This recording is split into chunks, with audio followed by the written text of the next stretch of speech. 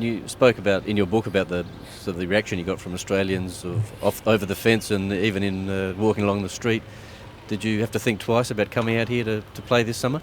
Well, playing as a player, as a fellow Australian, if you can call it that, for a couple of weeks, I'm hoping that it's a bit better and a little bit easier. I'm sure it will be. There's no rivalry now. I'm not here as an Englishman. I'm not here to batter the Aussie bowlers. So I'm here to have fun. I'm here to hopefully play some good cricket. I'm here to entertain. I'm here to help the players. I'm here to just enjoy myself. Australia is such a beautiful country. I love Australia. Australians are pretty similar to South Africans, just in terms of the way they play sport. Does it have a different feel coming this time, as not as part of an England team? Do you feel like you can actually get to see some of the country while you're here? Absolutely. I'm gonna do a lot more stuff. I have a lot more days off. I can see a lot more. There's not as much pressure. I mean, an Ashes series, you've got the media all over you. You've got the weight of expectation of a country. You've got that rivalry.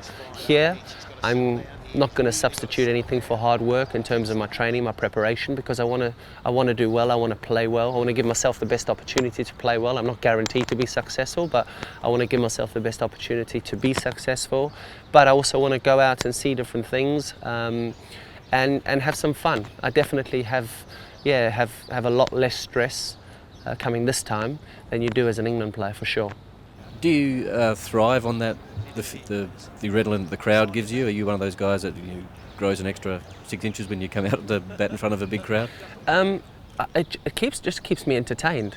I find it incredibly boring when people just clap and there's no atmosphere.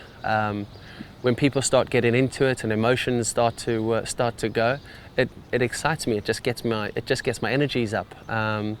So for me, it's always been the fun part of the game, the part of the game that I've really enjoyed, the battle.